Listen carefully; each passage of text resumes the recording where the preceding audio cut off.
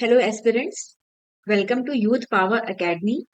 और जैसे कि मैंने आपको हमारे प्रोमो वीडियोस में बताया था कि अभी अ, अगले एक महीने तक जो हमारा फोकस है वो आपकी यूपी पीसेस की जो परीक्षा होने वाली है 12 अक्टूबर को उस पे रहेगा। और मैंने आपको बताया था कि यूथ पावर एकेडमी आपके लिए मैगजीन्स जो करंट अफेयर्स है उनकी हमने कई सारी मैगजीन्स निकाली हैं आपके ये आसानी हो पढ़ने में। क्विक रिवीजन के लिए हमने फटाफट मैगजीन निकाली है। और मंथली रिकैप के लिए हमारी अलग मैगजीन है जिसमें आपको सारे टॉपिक्स का समरी रहेगा with background information and keywords. उसके अलावा जो हमारी मेन कोर्स मैगजीन है वो थोड़ी लेंदी मैगजीन है और उसमें हर टॉपिक का पूरा डिटेल में डिस्कशन है, एनालिसिस है। तो उससे आपको आपके आंसर राइटिंग में हेल्प मिलेगी। तो अब हम अपना मैराथन क्लासेस जो है वो इनको स्टार्ट करेंगे। और हमारा ये मोटिव है कि आपके अंदर एग्जामिनेशन तक इतना कॉन्फिडेंस आ जाए कि हाँ, पिछले जो 7-8 महीने हैं उसमें जो करंट अफेयर्स की चीजें थी उसको मैंने पूरे अच्छे तरीके से पढ़ा है। और क्लासेस में आपको पहले टेबल ऑफ कंटेंट में बताया जाएगा कि कैसे कौन कौन से आर्टिकल्स हैं। फिर फर्दर जितने भी आर्टिकल्स हैं उन्हें मैं कोशिश करूंगी कि आपको अच्छे से एक्सप्लेन कर दिया जाए ताकि दिमाग में आपके चीजें आ जाए कि हाँ, ये एक टॉपिक था और उससे कैसे रिलेट करना है क्वेश्चन से, ये भी आपको बताया जाएगा। साथ ही साथ क्विज भी आपको प्रोवाइड किए जाएंगे। और मैंने अपने प्रोमो वीडियो में आपको लिंक शेयर किया था जो हमारा गूगल फॉर्म है, आप उसको स्कैन करिए। और वहां पे आप जो फॉर्म है इसको फिल करेंगे तो व्हाट्सएप के थ्रू आपको जितनी भी मैगजीन्स रहेंगी वो प्रोवाइड की जाएंगी। और ये एक हमारा पूरा कोशिश है कि करंट अफेयर्स में बच्चों को कॉन्फिडेंस में ले आ देना कि हाँ, करंट अफेयर्स जो है वो गलत अब नहीं होने वाला एग्जाम में। जहां तक यूपी पीसीएस की बात है, यूपी पीसीएस का एग्जाम थोड़ा सा डिफरेंट होता है compare to UPSC examination. UP examination में यूपीएससी के एग्जामिनेशन में डिटेल में चीजें रहती हैं और बहुत अलग तरीके से क्वेश्चंस आते हैं। यूपी पीसीएस में अगर देखा जाए पिछले जो 2-4 साल का ट्रेंड है तो अब पहले की तरह वन लाइनर क्वेश्चंस नहीं आते हैं। इसमें भी रीजन एसेशन वाले क्वेश्चंस आते हैं, प्लस अगर कोई इंपॉर्टेंट आर्टिकल है तो उसका डिटेल में रहेगा। अब जैसे मान लीजिए अगर स्पोर्ट्स की कोई न्यूज है या किसी पर्टिकुलर खिलाड़ी के बारे में पूछना है, जैसे कि अगर विराट कोहली है, उन्होंने अपना घोषणा की कि हम रिटायरमेंट ले रहे हैं क्रिकेट से। तो ये सिंपल नहीं रहेगा कि किसने रिटायरमेंट लिया। विराट कोहली के बारे में 3-4 पॉइंट्स आपको दे दिए जाएंगे और वो सारे पॉइंट्स अगर आपको पता रहेंगे तभी आपका क्वेश्चन जो है वो सही होगा। तो जो हमारी अप्रोच है पढ़ाई को लेके वो इस तरह की होनी चाहिए कि किसी भी टॉपिक का जितना भी चीज है उसको हम एक बार देख लें, उसकी गो थ्रू हो ले उसके पूरे आर्टिकल को। क्योंकि कुछ भी पूछ सकते हैं। अब जैसे अगर आप आईएएस की बात करें, अभी जो हमारा 2025 का प्री का एग्जामिनेशन हुआ था उसमें एक बड़ा यूनिक क्वेश्चन आया गया था कबड्डी वर्ल्ड कप को लेके। और पुरुष वर्ग और महिला वर्ग ने जो जीता था फाइनल्स, तो उसमें कितने गोल से जीता इसको पलट करके पूछ दिया गया था। तो ये याद रखना बड़ा मुश्किल है, लेकिन हाँ ये है। और इस तरह से पूछा था कि अ, महिला वाला पुरुष में डाल दिया था और पुरुष वाला महिला वर्ग में डाल दिया था। तो काफी ट्रिकी क्वेश्चन था, ऐसी उम्मीद यूपीएससी से नहीं की जाती है। लेकिन अगर हम यूपी पीसीएस में बात करें तो इसमें इस तरह से क्वेश्चंस आते हैं। और हो सकता है उस तरह का टफ ना किया जाए, लेकिन हाँ, ये आपसे पूछा जा सकता है। तो 3-4 पॉइंट्स जो रहते हैं आर्टिकल से रिलेटेड वो आपको पता होने चाहिए कि क्या है, तभी वो आपके एग्जामिनेशन में आपको मदद मिल सकेगी। तो बात करें अगर हम अपनी मंथली न्यूज रिकैप की, तो स्टार्ट हमारा रहेगा फरवरी 2025 से। पिछले साल जो यूपी की परीक्षा हुई थी वो दिसंबर में हुई थी। तो जनवरी को साथ हटा के अगर हम फेब से भी स्टार्ट करें तो हमारा जो रीसेंट का पूरा करंट अफेयर्स है वो कवर हो जाएंगी चीजें। और जो क्वेश्चंस हैं उम्मीद की जाती है कि इन्हीं से आएंगे। करंट अफेयर्स की अगर हम बात कर लें तो यूपी पीसीएस के एग्जाम में 30 to 40 क्वेश्चंस जो है वो करंट अफेयर्स से रहते हैं। और साथ ही साथ जो हमारा स्टैटिक पोर्शन है वो भी कहीं ना कहीं जो करंट अफेयर्स है उससे रिलेट करता है।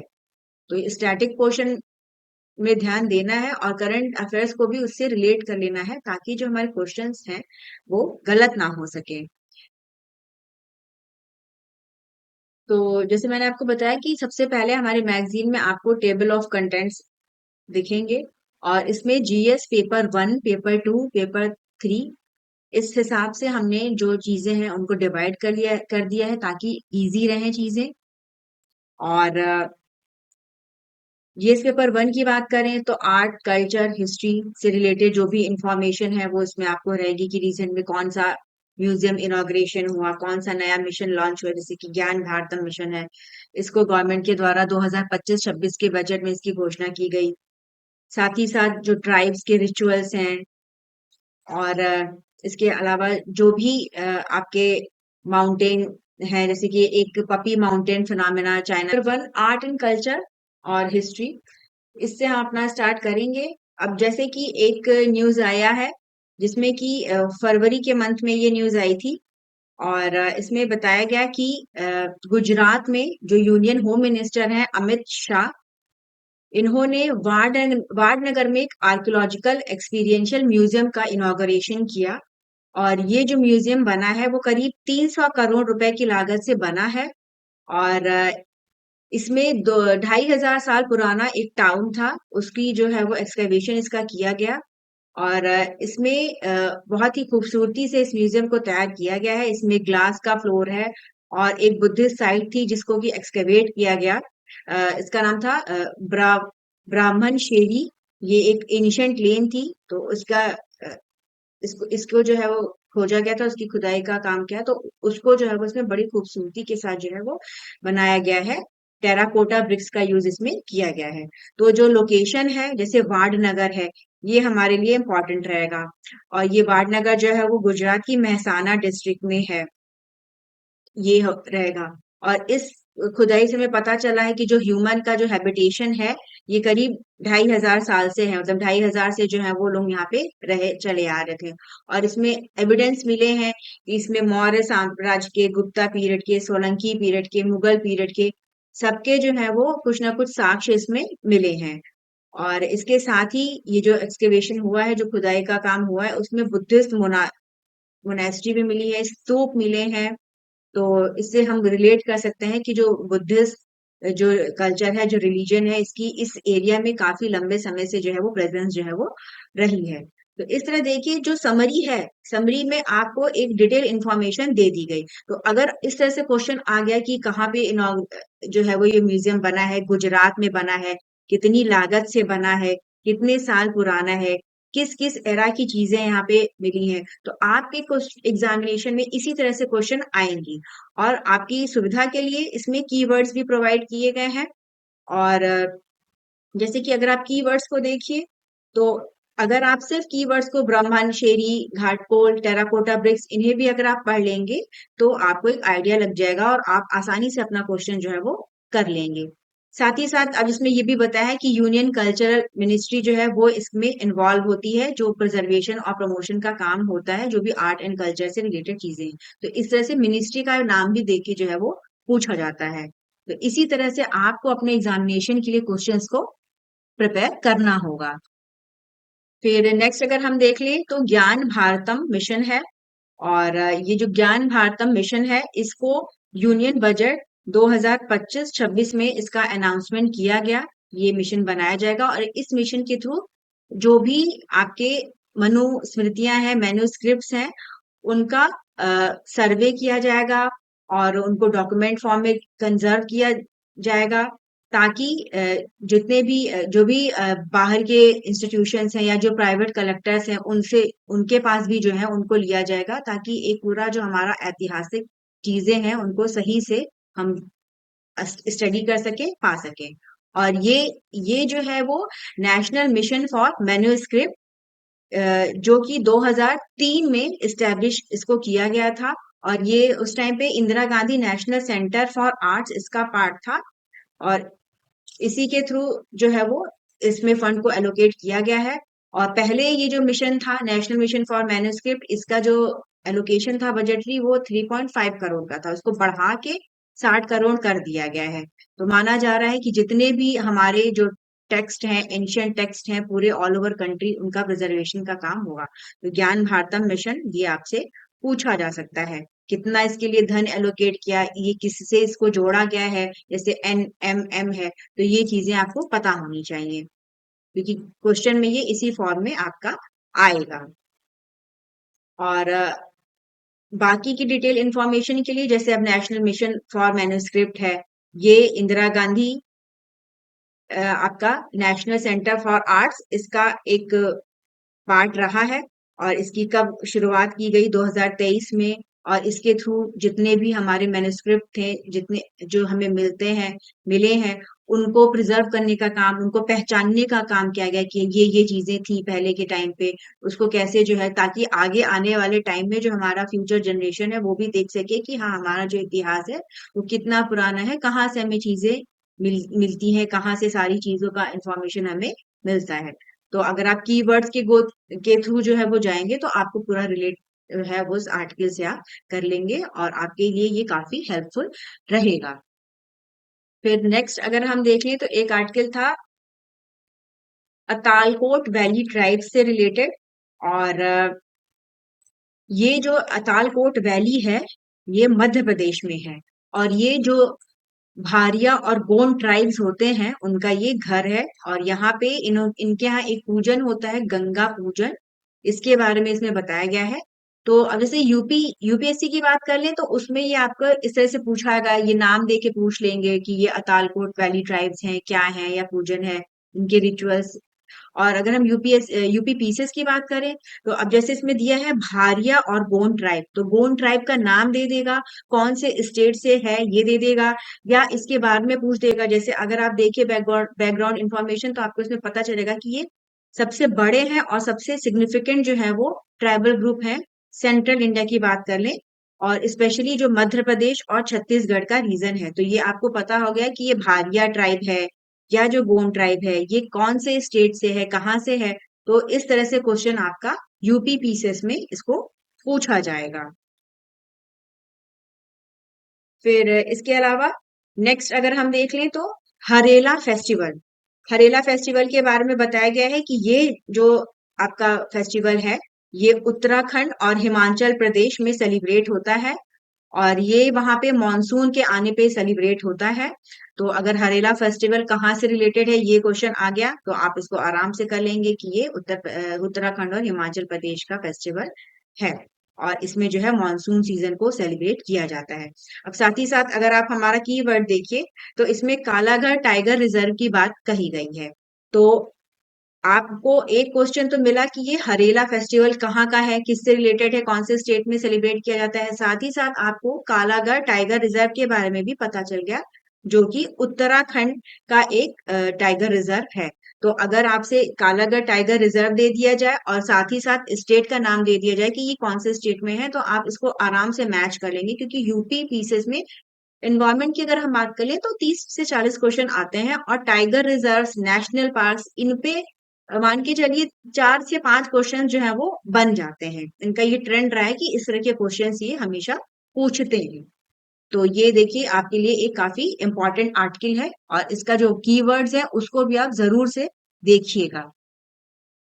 फिर नेक्स्ट आर्टिकल अगर हम देख लें इंपॉर्टेंट, तो फरवरी के महीने में सोमनाथ ज्योतिर्लिंग के बारे में इंफॉर्मेशन निकली थी। और सोमनाथ ज्योतिर्लिंग की बात अगर हम कर लें, तो ये 12 ज्योतिर्लिंगों में है। और इसका एक विशेष स्थान है, सौराष्ट्र में ये पाया जाता है। और जो इसके साथ इसका डिस्ट्रक्शन किया गया था मोहम्मद गजनी के द्वारा 1026 एडी में। और इसको जो है वो अग्निहोत्री ब्राह्मण्स के द्वारा जो है इसको प्रिजर्वेशन का काम जो है वो किया गया है। तो अगर आप पूछ दिया जाए कि सोमनाथ टेम्पल कहाँ है, ये गुजरात में है। और इसका लोकेशन जो है ये वेस्टर्न कोस्ट पे है गुजरात के। भगवान शंकर की पूजा की जाती है, तो टेम्पल का लोकेशन आपके लिए इम्पोर्टेंट है, रीजन आपके लिए इम्पोर्टेंट है। और साथ ही साथ जो है वो किसकी पूजा की जाती है, शिव की पूजा की जाती है, तो ये इम्पोर्टेंट है। तो इस आर्टिकल से आपको इसके बारे में पूरा डिटेल इंफॉर्मेशन जो है वो मिलती है। फिर इसके अलावा अगर हम बात कर लें, जैसे मैंने अपने बताया था कि mountain puppy phenomena in China, ये एक एक इमेज आई थी और इसमें जो है वो बताया गया था कि क्या क्या साइकोलॉजिकल जो है वो इफेक्ट होते हैं। वहां पे एक पपी मतलब कि कुत्ते के बच्चे का जो है वो चेहरा जो है वो रिजेंबल कर रहा था एक माउंटेन से। तो इसके लिए इन्होंने एक फिनोमिना टर्म दे दिया था, साइकोलॉजिकल फिनोमिना इसका एक टर्म दिया था, पेरिडोलिया।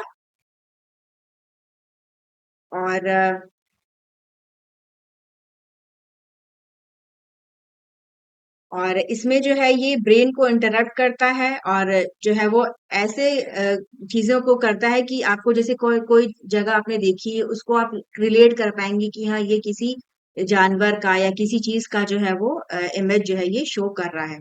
तो बस ये फिनोमेना पूछ सकता है कि ये कहाँ पे इसके बारे में आया। तो चाइना में ये एक टाइम पे फरवरी के महीने में ये जो फिनोमेना है ये काफी प्रचलन में था, इसको देखने को मिला। तो ये एक उस टाइम पे इम्पोर्टेंट चीज थी। तो अगर पपी माउंटेन फिनोमेना पूछ दे कि किस कंट्री से रिलेटेड है तो ये आपका चाइना से रिलेटेड है। फिर नेक्स्ट अगर हम देखें तो हिंदू जो पिलग्रिम्स हैं, जो श्रद्धालु हैं, वो एक टेम्पल है जिसका नाम है कातस राज टेम्पल और ये पाकिस्तान में है। तो हर साल हजार मतलब बहुत सारी संख्या में लोग जो है वो जाते हैं, इंडिया से पाकिस्तान ट्रेवल करते हैं, वहाँ की जो रिलीजियस इवेंट है वहाँ पे पार्टिसिपेट करते हैं। ये जो कतस राज टेम्पल है, माना जाता है कि इसका जो ओरिजिन है ये महाभारत टाइम का है। तो ये काफी इम्पोर्टेंट टेम्पल है और यहाँ पे भारत पाकिस्तान के बीच जैसे माना जाता है कि काफी सारा तनाव रहता है, टेंशन रहता है हमेशा। अभी हाल फिलहाल में ही जो है वो पहलगांव में आतंकवादी हमला हुआ, उसके बाद से दोनों देशों के बीच में 3 दिन का वॉर चला और ऑपरेशन सिंदूर भारत की तरफ से चलाया गया। तो लेकिन फिर भी इस तरह की घटनाएं होती हैं, लेकिन ये जो टेम्पल है यहाँ पे लोग जो है वो आते जाते रहते हैं। तो ये कॉम्प्लेक्स हिंदू टेम्पल है और ये पाकिस्तान के पंजाब प्रोविंस में है और ये हिंदुओं के लिए काफी एक इम्पोर्टेंट स्थल है। तो इसका नाम याद रखिए कि श्री कटस राज टेम्पल, ये कहाँ पे है, ये पाकिस्तान में है। एरिया जो है वो इस तरह से देखिए इसको पूछा जाता है। फिर नेक्स्ट अगर हम आर्टिकल देखें तो ये है आपका दायरो स्टोरी टेलिंग। दायरो क्या है, कहानी जो है कही जाती है। ये गुजरात और राजस्थान रीजन में जो है काफी प्रेवलेंट है और यहाँ पे आपके जो लोग हैं, जो आर्टिस्ट हैं, वो कहानी कह के और तरह तरह से जो है वो रंगारंग कार्यक्रम के थ्रू जो है वो इसको प्रस्तुत करते हैं। और ये सिर्फ जो है मनोरंजन के लिए नहीं होता है, बल्कि इससे जो है वो जो लोग हैं, जो कम्युनिटी है, उनकी बॉन्डिंग और उनका जो कल्चरल ट्रांसमिशन है उसके बारे में भी चीजें पता चलती हैं। तो ये दायरो अगर पूछ दिया जाए कि कहाँ का है तो ये गुजरात और राजस्थान का एक स्टोरी टेलिंग है। फिर इसके अलावा माधवपुर फेस्टिवल के बारे में निकला था और ये फेस्टिवल जो है ये सेलिब्रेट किया जाता है नॉर्थ और वेस्टर्न इंडिया में। और इसमें श्री कृष्ण और रुक्मिणी का विवाह हुआ था, उसका जो है वो सेलिब्रेशन होता है। और इसमें जो है ये कल्चरल यूनिटी भी दिखाता है नॉर्थ ईस्ट और वेस्ट इंडिया के बीच में। और इसमें जो हमारे लिए इम्पोर्टेंट चीजें देखिए, इसमें मिशमी ट्राइब के बारे में बताया गया है। मिशमी ट्राइब जो है वो अरुणाचल प्रदेश की ट्राइब है और माना जाता है जो रुक्मणी जी के पिताजी थे वो इसी को बिलोंग करते थे और इन्हें जो है वो ये किंग भीष्मका के जो है वो माने जाते हैं कि उनके उत्तराधिकारी थे।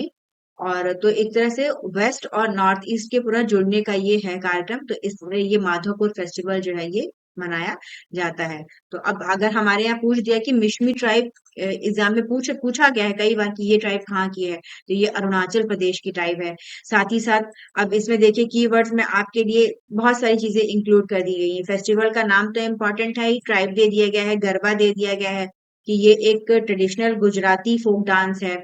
डांडिया, अब हमारे नवरात्रे शुरू होने वाले हैं तो उस टाइम पे गुजरात जो है में डांडिया होता है, काफी फेमस है, यूनेस्को में भी इसको सम्मिलित किया गया है। साथ ही साथ रास क्या है, ये ट्रेडिशनल डांस फॉर्म है जिसमें कि राधा और कृष्ण का जो डिवाइन लव है उसके बारे में बताया जाता है। तो इस पूरे आर्टिकल को अगर आपने देखा तो आपकी कई सारी जो चीजें हैं वो उसने आपको से रिलेट कर गया, ट्राइब के बारे में भी, फेस्टिवल के बारे में भी, यूनेस्को से जो लिंक कर दिया गया है कि हाँ ये गरबा जो है वो सेलिब्रेट होता है। तो ये इस तरह से अगर आप चीजों को पढ़ेंगे तो आपके लिए एग्जामिनेशन में काफी हेल्पफुल रहेगा। नेक्स्ट अगर हम देख ले तो excavation at Ratnagiri Buddhist heritage site. तो ये रत्नागिरी बुद्धिस्ट हेरिटेज साइट के बारे में है, और ये साइट जो है वो उड़ीसा में है। तो ये याद रखिए कि ये कहाँ पे है, उड़ीसा में है। और इसमें खुदाई का काम हुआ है, और इसमें काफी सारी चीजें मिली हैं, स्टोन मिल पत्थर मिले हैं, कई तरह के स्कल्पचर्स मिले हैं, जिनका की काफी जो है वो इम्पोर्टेंस है। और ये जो बुद्धिज्म है उसमें हीनयान, महायान, वज्रयान, इनके जो है वो कोर इसी के आधार पे चलते हैं, तो इसी से रिलेटेड ये चीजें हैं। और अगर हम बात कर लें तो अब देखिए हमारे जो बैकग्राउंड इंफॉर्मेशन है और कीवर्ड जो है, इसमें आपको डिटेल में सारी चीजें बताई गई कि कैसे इसमें आपका सिर्फ एक एक पर्टिकुलर टॉपिक या एक आर्टिकल कवर नहीं हो रहा है, इसमें काफी सारी चीजें, जैसे बुद्धिज्म से रिलेटेड भी काफी सारी चीजें आपको बता दी गई हैं। कि जैसे रत्नागिरी जो साइट है, ये उदयगिरी और ललितगिरी, ये तीनों मिलाते हैं, डायमंड ट्रायंगल बनाते हैं उड़ीसा में। और ये बुद्धिस्ट जो हमारा हेरिटेज है उसका एक सिग्निफिकेंट क्लस्टर माना जाता है। और अब चूंकि इसमें खुदाई में काफी सारी चीजें मिली हैं तो ये काफी इंपॉर्टेंट रहेगा। और यहाँ पे वज्रयान जो ट्रेडिशन है उसको फॉलो किया जाता है, यहाँ पे वही जो है ये फला फूला है। और इसमें कौन कौन सी प्रैक्टिसेस थी, क्या क्या होता था, इसके बारे में बताया गया है। तो हमारा रत्नागिरी, उदयगिरी, ये सारी चीजें जो है हमारे एग्जामिनेशन के लिए इम्पोर्टेंट हो गई। अब देखिए कीवर्ड्स अगर आप देख लीजिए, तब चैत्य ग्रह के बारे में बताया गया है, ये पूछा गया है कि क्या होता है, ये एक श्राइन कॉम्प्लेक्स होता है बुद्धिस्ट आर्किटेक्चर का, मतलब जगह आप कभी बुद्धिस्ट साइट्स को गए हो देखने तो वहां पे ये अलग तरह से उसको बनाया जाता है। स्क्रिप्ट के बारे में बताया गया है कि किस तरह का स्क्रिप्ट मिला है, कुटिला स्क्रिप्ट मिला है यहाँ पे। और साथ ही साथ अमिताभ, ये जो है इनकी बहुत पूजा की जाती है महायान बुद्धिज्म में, तो ये एक बुद्धिस्ट फिगर थे, इनके बारे में बताया गया है। तो इस तरह से न सिर्फ जो रिसेंट एक्सकेवेशन हुआ है उसके बारे में आपको पता चल रहा है, साथ ही साथ आपको बुद्धिज्म के बारे में भी इंफॉर्मेशन इसमें दे दी गई है। फिर diverse practices in Hinduism and Jainism, कैसे हिंदुइज्म और जैन में जो है वो अलग अलग प्रैक्टिसेस की जाती हैं, तो इससे रिलेटेड चीजें निकली थी। और हमारे लिए एग्जाम के लिए इम्पोर्टेंट है सल्ले खाना, ये एक जैन ट्रेडिशन होता है, और इसमें जो है एम्फेसाइज की मतलब एम्फेसाइज किया जाता है, एक ये प्रैक्टिस है जिसमें कि हर शांति पूर्ण तरीके से जीवन को बिताया जाता है, और एकदम स्पिरिचुअल इसमें माना जाता है कि तरीके से हम रहेंगे। तो जैन लोग होते हैं, जैन लोगों की जो प्रैक्टिस होती है उसमें उन लोग किसी भी तरह की हिंसा का जो है वो नहीं मानते हैं, उसको हटाते हैं। और इसके अलावा अब चूंकि ये प्रैक्टिस के बारे में है तो ये किससे रिलेटेड है, अगर ये आ गया आपके प्रश्न में तो ये आप आराम से कर लेंगे कि जैन से रिलेटेड है। इसके अलावा अब जैसे श्राद्ध की बात की गई है, अब श्राद्ध की बात अगर कर दिया जाए तो ये हिंदुइज्म में इसका काफी इम्पोर्टेंस है। और जब ये गया जाके लोग श्राद्ध करते हैं तो ये यहाँ पे ये इम्पोर्टेंट है। साथ ही साथ कल्पवास की बात की गई है, अब जैसे अभी हमारे महाकुंभ हुए थे तो महाकुंभ में जो है वो लोग जाते हैं, 1 महीने तक वहां गंगा में स्नान करते हैं, कल्पवास शिविर वहां लगाए जाते हैं। और इस साल का जो है वो महाकुंभ मना है, और काफी संख्या में भारी मात्रा में लोग वहां पे गए थे और लोगों ने अटेंड किया, रिकॉर्ड बनाया है, वहां पे करोड़ों की श्रद्धा संख्या में श्रद्धालु जो है वो गए हैं। तो इस तरह से जो प्रैक्टिसेस हैं हिंदुइज्म और जैनिज्म की, उसके बारे में इस आर्टिकल में आपको इंफॉर्मेशन दी गई है।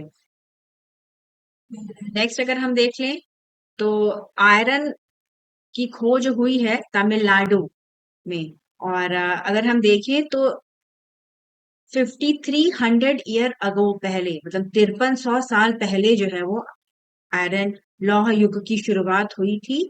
और वहां के खुदाई हुई है, रिसेंट में रिसर्चेस हुई हैं, तो कई तरह के जो है वो चीजें वहां पे मिली मिली हैं। तो और इसमें जो है वो आर्कियोलॉजिकल सर्वे ऑफ इंडिया जो है इसने एक अहम भूमिका निभाई है। और तमिलनाडु की हम बात कर लें तो तमिलनाडु का ये जगह का नाम आप याद रखिएगा, मईला मईलादुमपरई, ये एक आर्कियोलॉजिकल साइट है। और यहीं से जो है वो आयरन एज के जो चीजें हैं, उनके जो आर्टिफैक्ट्स हैं, प्रमाण हैं, जो वो मिले हैं, तो ये साइट हमारे लिए इम्पोर्टेंट हो जाती है। और हमें ये भी पता चलता है कि हिस्ट्री से अगर रिलेट करके देखें तो पश्चिम से जो है वो आयरन नहीं आके, मतलब इसका ओरिजिन इंडिया में है। ये जो एक्सकवेशन हुआ है, इनसे ये चीजें जो है वो क्लियर हो गई हैं। नेक्स्ट अगर हम देख लें तो वाटर क्वालिटी एट महाकुंभ इन प्रयागराज, प्रयागराज में जो है वो महाकुंभ इस बार मना है। और हर साल कुंभ का जो फेस्टिवल है, ये 12 साल पे मनाया जाता है। श्रद्धालु 1 महीने तक जाके प्रयागराज में गंगा के तट पे रहते हैं, संगम एरिया में, और वहां पे ये लोग दोनों टाइम स्नान करते हैं। और इस साल जो है वो भव्य महाकुंभ का आयोजन किया गया प्रयागराज में। देश दुनिया विदेश सब जगह से लोग जो है वो उन्होंने इसको अटेंड किया। तो वहां पे वाटर क्वालिटी कैसी थी, इसको लेके मुख्यमंत्री जो है योगी आदित्यनाथ, उन्होंने एश्योर किया कि जो पानी है उसकी जो क्वालिटी है वो बहुत ही अच्छी है, और रेगुलर उसका पूरा चेकअप कराया गया था। और अगर हम पानी की बात कर लें तो जो स्टेट पोल्यूशन कंट्रोल बोर्ड होता है आपका, ये रिस्पॉन्सिबल होता है देखने के लिए, मॉनिटरिंग करने के लिए कि कैसा पानी है, और यही जो है वो पॉल्यूशन को कंट्रोल करने का काम करता है। संगम की अगर हम बात कर लें तो संगम में जो है वो तीन त्रिवेणी संगम इसको कहा जाता है। यहाँ पे गंगा, यमुना और सरस्वती, यहाँ तीनों जो नदियां हैं वो माना जाता है कि मिलती हैं। और श्रद्धालु जो है यहाँ पे आते हैं, स्नान करते हैं, और माना जाता है कि ये जो है वो उनके जो भी पाप कर्मों से इनको मुक्ति मिलती है। तो इस साल एक भव्य कुंभ का आयोजन प्रयागराज में संपन्न हुआ है, और उसमें कई तरह के कार्यक्रम भी इस बार हुए हैं।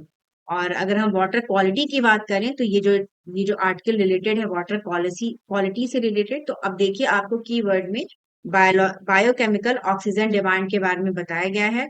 और ये एक मेजरमेंट है, इससे पता चलता है कि जो पानी है वो कितना स्वच्छ है, उसमें कितना ऑर्गेनिक जो तत्व है वो मौजूद है। तो बीओडी के बारे में भी कई बार पूछा जा चुका है एग्जाम में कि ये क्या है। तो इसका फुल फॉर्म है बायोकेमिकल ऑक्सीजन डिमांड, और ये एक इंडिकेटर है कि पानी कितना जो है वो गंदा है और कितना जो है वो साफ है। फिर नेक्स्ट आर्टिकल अगर हमारे देखें इंपॉर्टेंट, तो इसमें हमें बताया गया है कि बाफ्टा फिल्म अवार्ड की घोषणा की गई, 2024 के विनर्स की घोषणा की गई। और दो फिल्म है, इनका नाम याद रखिएगा, कॉन्क्लेव और द ब्रूटलिस्ट। कॉन्क्लेव एक थ्रिलर फिल्म है, और इसने कई सारे अवार्ड जीते बाफ्टा फिल्म अवार्ड में। और ब्रूटलिस्ट जो है ये एक पीरियड ड्रामा है, और इसमें एक हंगरी के एक इमिग्रेंट आर्किटेक्ट थे जो कि वर्ल्ड वॉर 2 के बाद जो उनकी सिचुएशन थी, इस पे ये मूवी बनी है। इन दोनों ने जो है वो चार चार अवार्ड इनको मिले हैं। बाफ्टा का मतलब है British academy of film and television arts, ये इसका फुल नाम है। और ये हर साल जो है ये यहाँ पे जो बेहतरीन जो फिल्में जो है अपना परफॉर्मेंस करती हैं उनको जो है वो सम्मानित किया जाता है। फिर नेक्स्ट अगर हम देख लें तो mythological tales from Kerala and Sanskrit literature. तो इस ये जो हमारा आर्टिकल है इसमें ये बताया गया है कि कैसे जो केरला में जो माइथोलॉजिकल स्टोरीज हैं, जो पौराणिक कथाएं हैं, वो जो हमारे संस्कृत लिटरेचर है उसमें जो कथाएं हैं, उनसे कितनी मिलती जुलती हैं। जैसे कि इसमें बताया गया है कि अली मपिल्ला और जो गॉडेस चामुंडी है, चामुंडी जो है वो पार्वती सती का रूप है, और उसमें जो है वो जो शक्ति पीठ है उनके बारे में भी बताया गया है। साथ ही साथ इसमें थेयम के बारे में बताया गया है। थेयम एक रिचुअल आर्ट है जो कि केरला में इसको परफॉर्म किया जाता है। इसमें तरह तरह के कॉस्ट्यूम पहन के जो लोग हैं वो परफॉर्मेंस देते हैं। शक्तिपीठ जो है वो ऑल ओवर इंडिया काफी फेमस है। ये जहाँ पे जो लोग हैं जाते हैं, दर्शन करते हैं, जो फॉलोवर्स हैं शक्ति के, वो साथ ही साथ हिंदू कल्चर में इसका काफी एक रेलिवेंस है, बहुत ही पुण्य स्थल को माना जाता है। तो कैसे जो इनमें रिलेट किया गया है कि मतलब ये जो हमारा इतिहास है कितना पुराना है। और दक्षिण भारत का भी देखें, और अगर हम संस्कृत लिटरेचर की भी बात करें तो दोनों जो कथाएं हैं, जो पौराणिक चीजें हैं, वो आपस में मिलती जुलती हैं और आपस में जुड़ी हुई हैं। फिर नेक्स्ट अगर हम देख लें तो फगली फेस्टिवल के बारे में बताया गया है। फगली फेस्टिवल जो है कुल्लू में मनाया जाता है। ये आपका हिमाचल प्रदेश का एक डिस्ट्रिक्ट है, और कल्चरल फेस्टिवल्स के लिए ये माना जाता है। और ये जो फगली त्योहार है, ये हिमाचल प्रदेश का जो रिच कल्चरल हेरिटेज है उसको इसमें ट्रेडिशनल डांस के थ्रू सेलिब्रेट किया जाता है जैसे जैसे सीजन बदलते हैं। और कुल्लू जो है दशहरा फेस्टिवल के लिए भी काफी जाना जाता है। दशहरा फेस्टिवल के लिए यहाँ कुल्लू के अलावा अगर हम बात कर लें तो कर्नाटका में मैसूरू में भी दशहरा फेस्टिवल का काफी भव्य रूप से आयोजन होता है। और अभी हाल फिलहाल को देखें तो यहाँ वहाँ पे सेलिब्रेशन जो है वो शुरू होने वाले हैं। काफी भव्य 10 दिन का कार्यक्रम चलता है। तो इस तरह से अगर फगली फेस्टिवल के बारे में पूछे कि कहाँ से रिलेटेड है, तो ये आपका कुल्लू जो हिमाचल प्रदेश का डिस्ट्रिक्ट है वहां पे इसको मनाया जाता है। नेक्स्ट अगर हम देख लें तो कोन्याक ट्राइब और हॉर्नबिल फेस्टिवल के बारे में बताया गया है। कोन्याक ट्राइब का जो कल्चर है ये अपना हॉर्नबिल फेस्टिवल मनाते हैं। हॉर्नबिल जो है वो एक पक्षी होता है।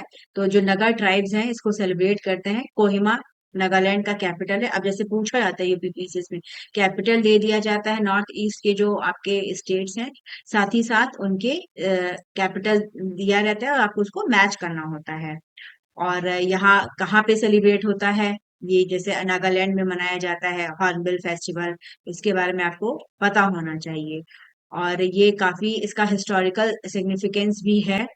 और ये नागालैंड की स्टेट बर्ड होती है, उसी के नाम पे इसको जो है वो नाम दिया गया है। और ये पूरे सप्ताह भर ये कार्यक्रम चलता है।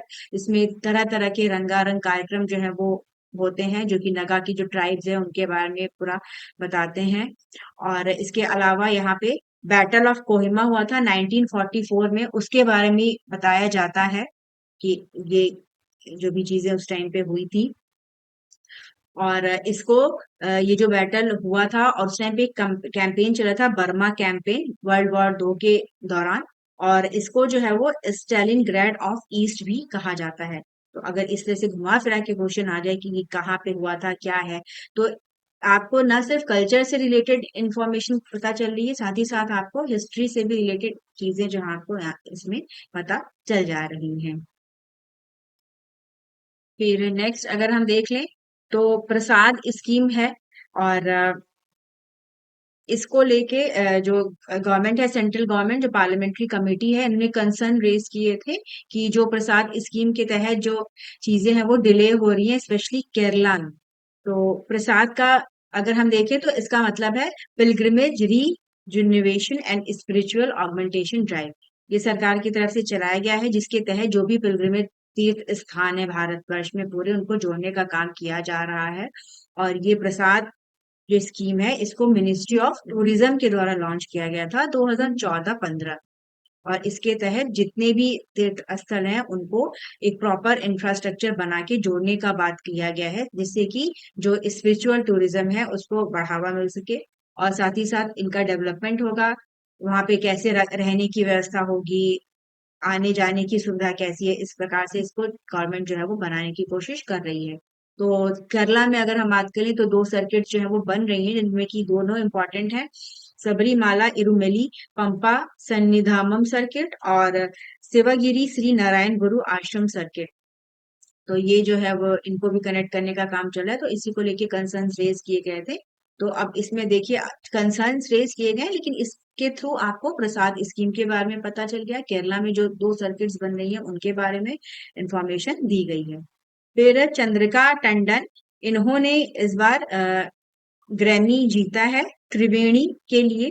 तो इसको हम देख लेते हैं क्योंकि ये इम्पोर्टेंट रहेगा। ये भारतीय है चंद्रिका टंडन। और मतलब ये एक इंडियन अमेरिकन बिजनेस लीडर है, म्यूजिशियन है। और ये इंदिरा इंदिरा नूई उनकी जो है वो सिस्टर है। और इनको इस बार का ग्रैमी अवार्ड मिला है अपने एल्बम त्रिवेणी के लिए। और इसमें जो है वो एंशियंट चैंट्स थे और काफी सारी चीजें थी। इस बार का जो ग्रैमी अवार्ड था, जो समारोह था, वो 67वां था। और ग्रैमी पुरस्कार की अगर हम बात कर लें तो ये 1959 में इनको स्टैब्लिश किया गया था।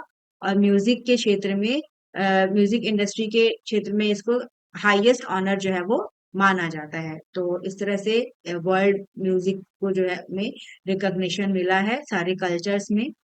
और ये जो कि बिजनेसमैन भी है, तो ये इनका एक काफी अच्छा अचीवमेंट जो है वो है।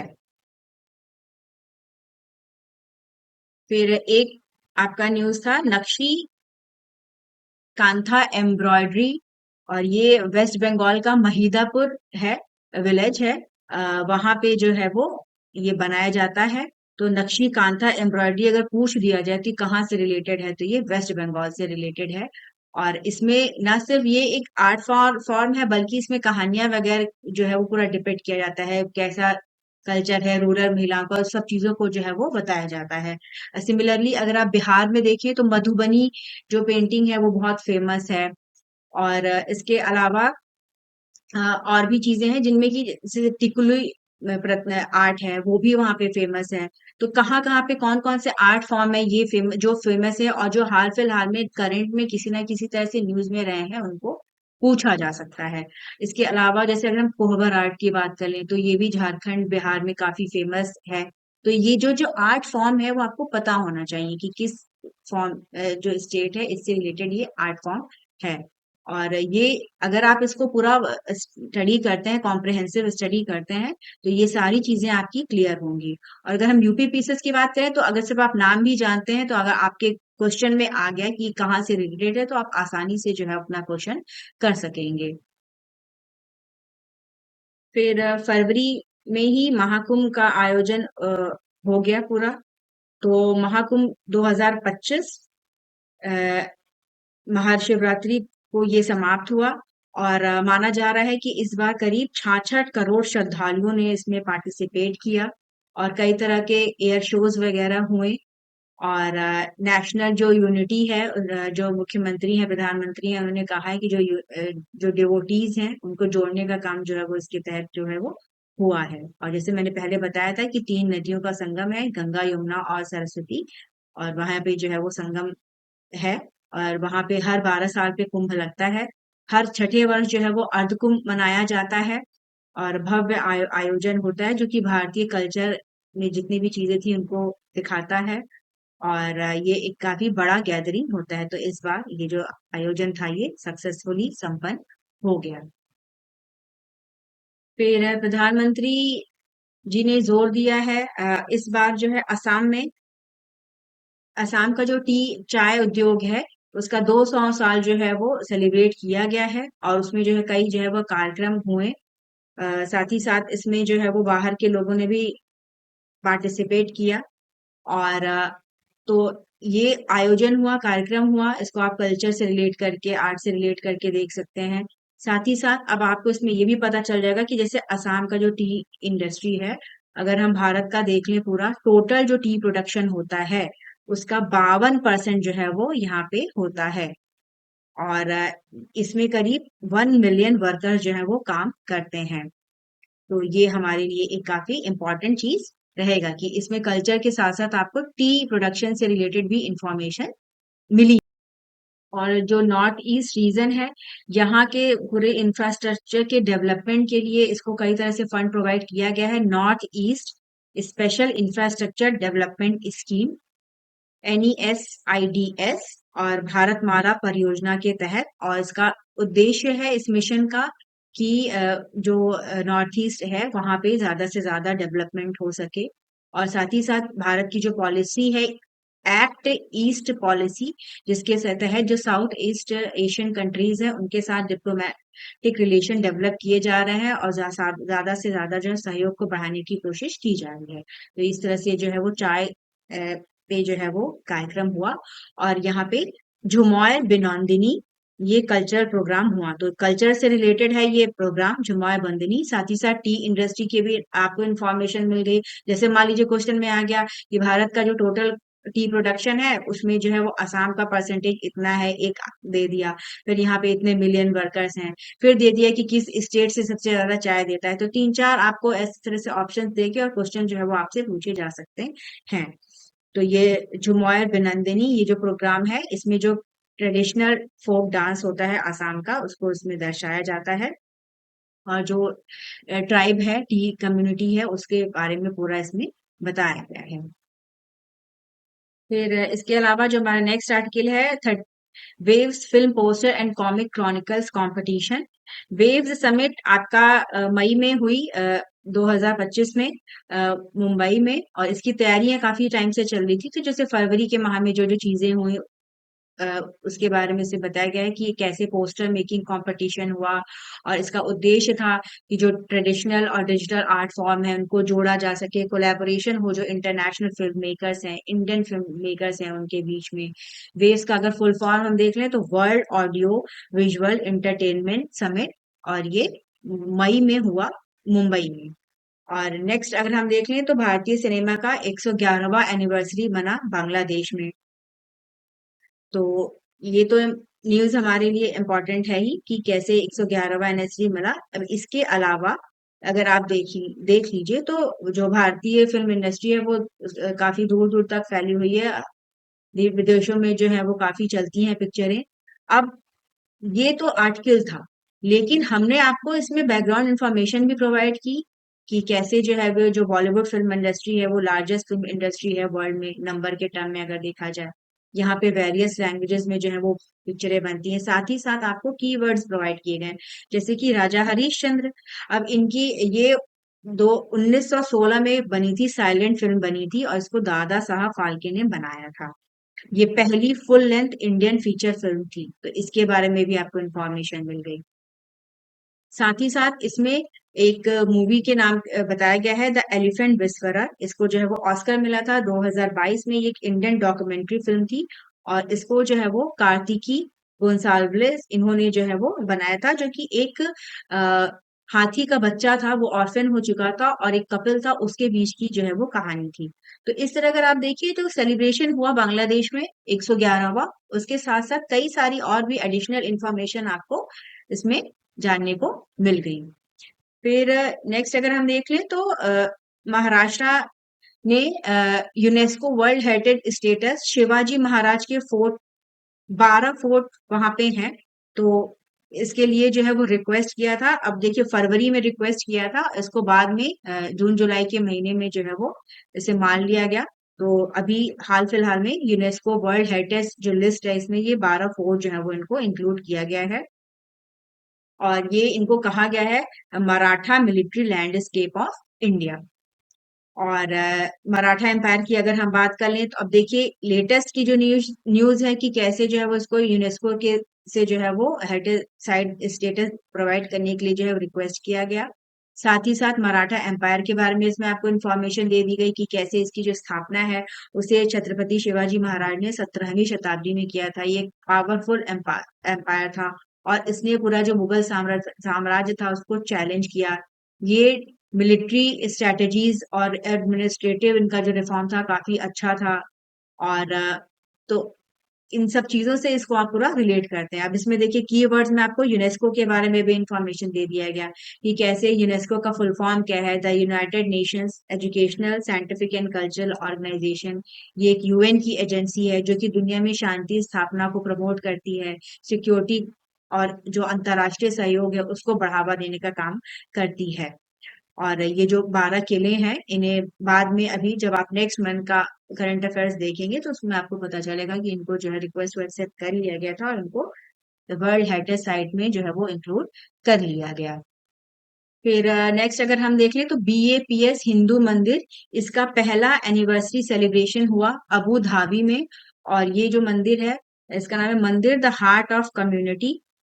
और इसको प्रधानमंत्री मोदी जी के द्वारा 14 फरवरी 2024 में इनॉग्रेशन किया गया था। और ये जो टेम्पल है ये सिंबलाइज करता है यूनिटी और इंटरफेथ, मतलब दो धर्मों के बीच में जो हार्मनी है उसको। और ये यूएई में बना है। तो इस तरह से इसका 1 साल सेलिब्रेट हुआ है।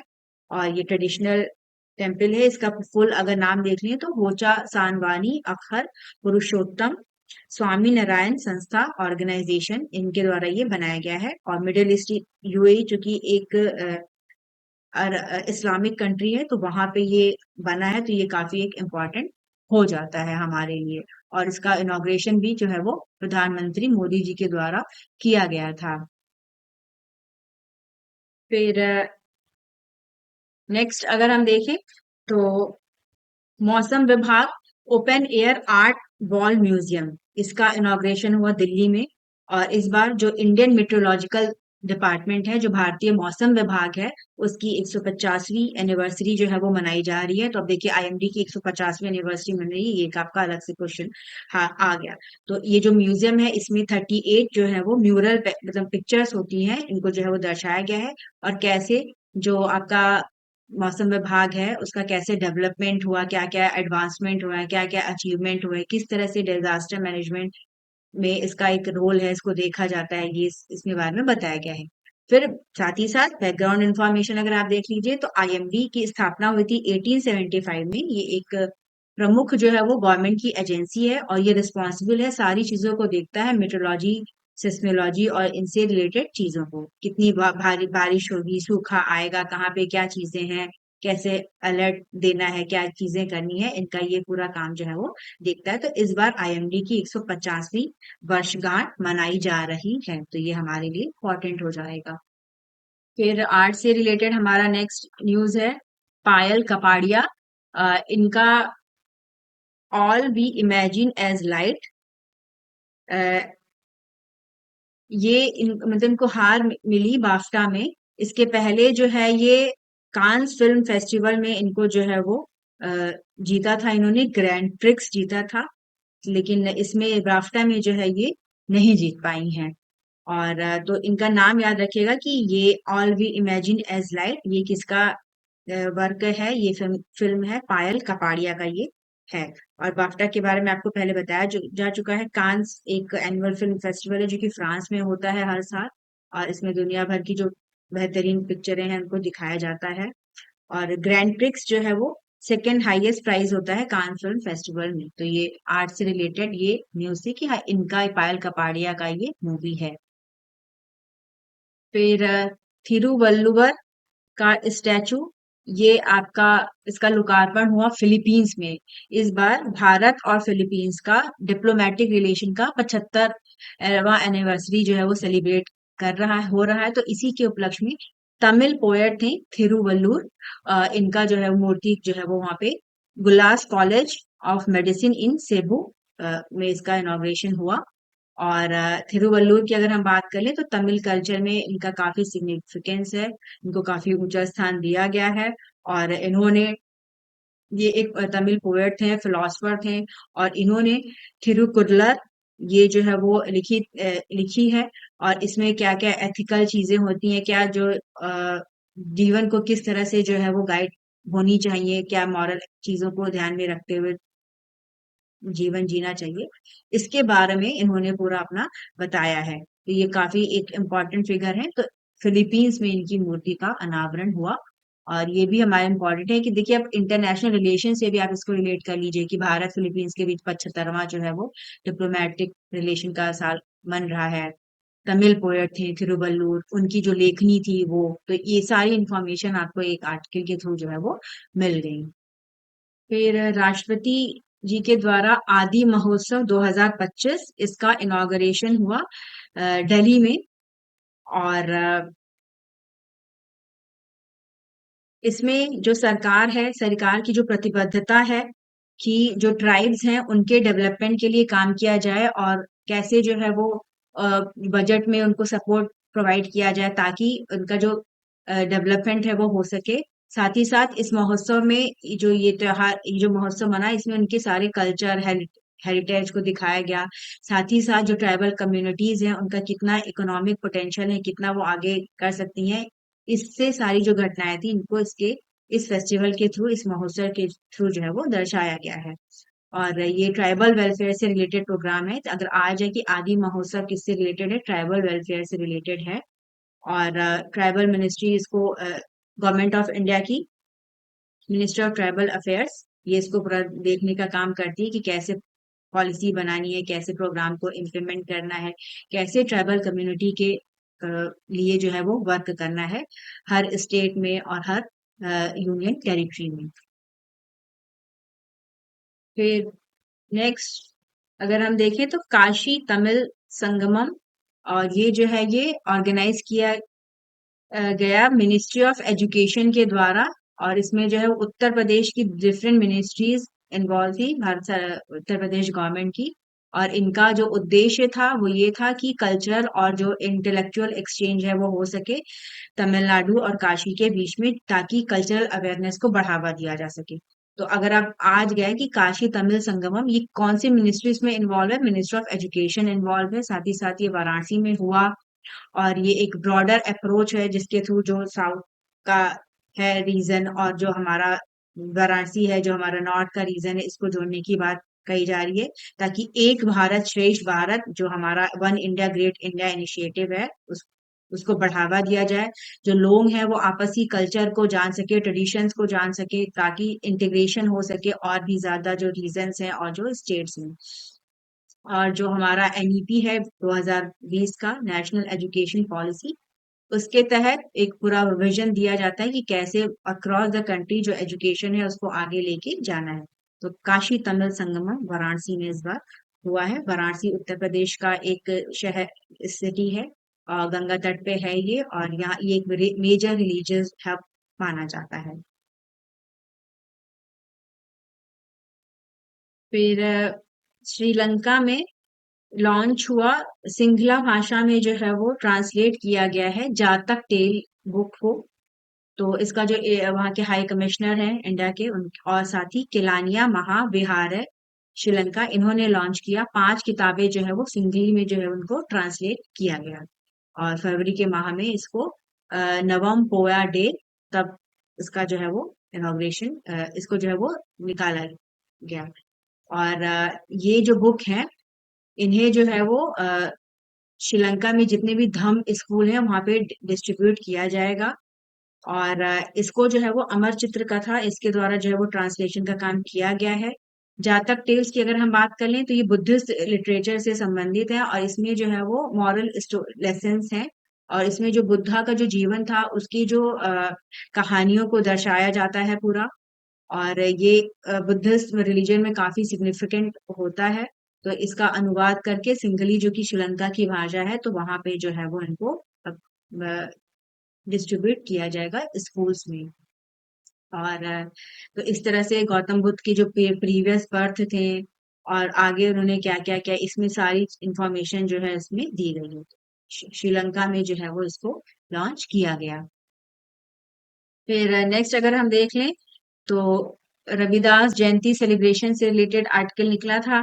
अब इसमें देखिए समरी में बता दिया गया है कि नेशन वाइड जो है वो हर जगह जो है रविदास जयंती मनाई गई। और अब ये इम्पोर्टेंट नहीं है कि मनाई गई यानी बस सेलिब्रेशन हुए। इम्पोर्टेंट ये है कि ये कौन थे, कब कहाँ के थे। ये 14वीं शताब्दी के एक संत थे और इन्होंने जो है वो भक्ति मूवमेंट की शुरुआत की थी, संत रविदास।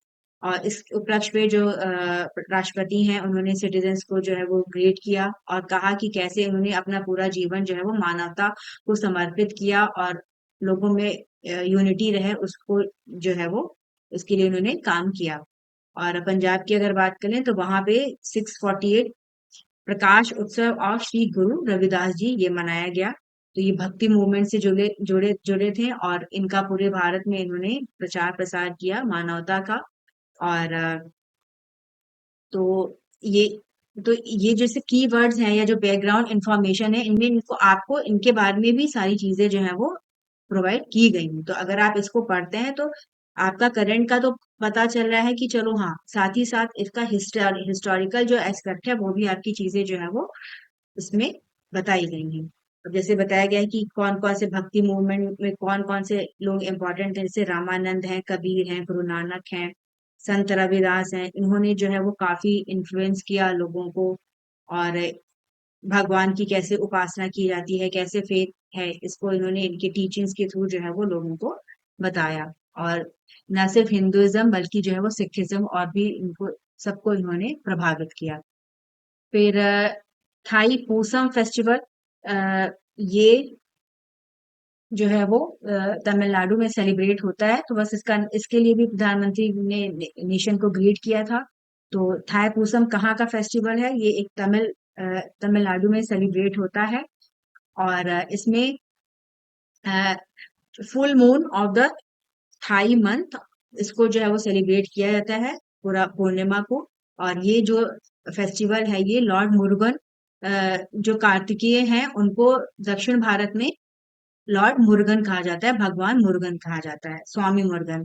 तो उनका ये पूरा सेलिब्रेशन होता है। और ये काफी जो है वो ये शिव पार्वती के पुत्र हैं। और ये साउथ इंडिया, श्रीलंका, इनमें ए- वहां के रक्षक माने जाते हैं। इनको जो है वो गॉड ऑफ वॉर कहा जाता है। और ये हमेशा विजय इनकी हुई जितने भी युद्ध में, तो उससे रिलेटेड ही फेस्टिवल है।